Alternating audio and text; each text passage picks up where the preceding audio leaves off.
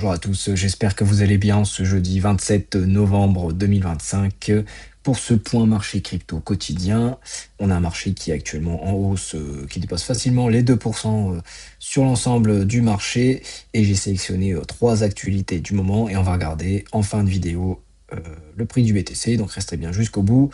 On commence avec le stablecoin USDT parce que on apprend que Standard Poor's, donc c'est l'agence de notation américaine, et ben ils ont abaissé l'USDT à la note la plus basse de son échelle de notation et dans son rapport, eh ben, l'agence de notation met en avant une exposition accrue aux actifs à risque et dans les réserves de Tether. Donc il y a du Bitcoin, de l'or, des obligations d'entreprise, des prêts sécurisés, mais c'est le stablecoin qui reste néanmoins le plus utilisé dans l'écosystème. On parle de 180 milliards de dollars en circulation et Standard Poor's reconnaît qu'USDT a conservé son PEG malgré la volatilité. Donc ça veut dire que un USDT est égal à 1 dollar. Et toutefois, ce downgrade, ça jette une ombre sur la confiance que le marché place dans les stablecoins. Donc, c'est pas forcément un signal positif, mais ça a le mérite d'avoir plus de transparence par la suite. On apprend aussi que en Espagne, il y a une proposition de loi pour un durcissement fiscal sur les cryptos. Donc c'est le groupe parlementaire Sumar qui a proposé des modifications législatives pour taxer les gains issus de cryptos non considérés comme instruments financiers au taux marginal de l'impôt sur le revenu. Donc on parle de 47% d'impôt au lieu de 30% actuel. Et c'est un projet qui prévoit aussi une taxation des gains des cryptos au niveau de l'impôt sur les sociétés à 30%. Quand elles sont détenues via des personnes morales, donc des entités, et c'est un élargissement de la possibilité de saisie à l'ensemble des actifs crypto. Et on a une autre proposition qui impose aux plateformes un système de feu tricolore, donc on aurait le rouge, orange, vert, donc comme un type de label de risque pour les cryptos. Et ça va être basé sur leur régulation, supervision, liquidité, garantie à destination des investisseurs. Et c'est une fiscalité qui pourrait freiner l'adoption en Espagne, en Europe, que ce soit pour les investisseurs, particuliers ou entreprises.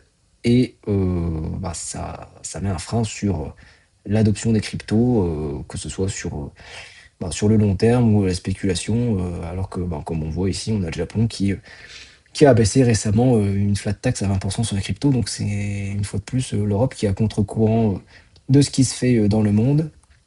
Et on a un dernier sujet sur Grayscale et plus particulièrement sur le Zcash parce qu'on a Grayscale qui a déposé un formulaire auprès de la SEC pour, pour mettre un ETF sur le Zcash et ce serait le premier ETF américain sur une crypto privacy coin et c'est un dépôt qui intervient après une année record pour le Zcash. On parle de plus 1000% de performance, donc c'est loin devant le Bitcoin, devant l'Ethereum, donc Zcash qui a fait un x10 ces dernières semaines, et le Zcash qui a vu une adoption importante de ces shield transactions, donc c'est les transactions protégées, et ce qui renforce son positionnement comme un argent digital confidentiel, et tout ça renforce la diversification des profils d'actifs crypto, et ça ravive aussi des débats réglementaires autour des cryptos privés, que ce soit sur le blanchiment ou sur la transparence.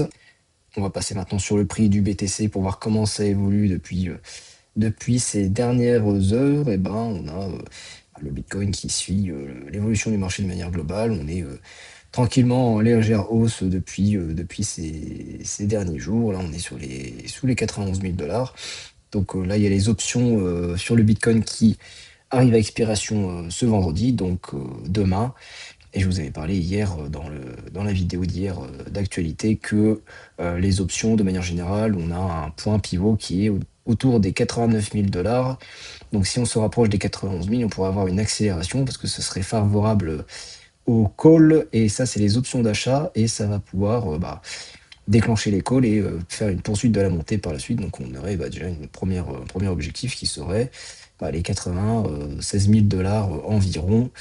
Donc ce serait l'objectif de rebond par la suite. Et si jamais on clôture en dessous des 89 000, on pourra avoir une poursuite de la baisse, et revenir sur des niveaux qu'on avait sur les 80 000 $. Donc déjà, je pense les 85 et puis, les 80 000 $. Mais en soi, ça pourrait, consolider la position parce que typiquement ici, on a comme une espèce de W, donc si ça redescend, et qu'on fait un point plus haut que le précédent plus bas, et ben, on pourrait avoir un W, ce serait une figure, haussière et puis on pourra revenir déjà sur les 100 000 $, assez prochainement. Donc, bon, tout reste à faire. On est dans une phase de consolidation, en tout cas sur les jours actuels. Donc, bon, on va voir ce que ça donne demain sur les expirations des options sur le Bitcoin. Donc, tout ce que je peux dire aujourd'hui, rien de très très nouveau. Bah, ça suit son cours, tout simplement. En tout cas, abonnez-vous et likez la vidéo, ça encourage toujours mon travail. Et je vous dis à demain. Ciao, bye.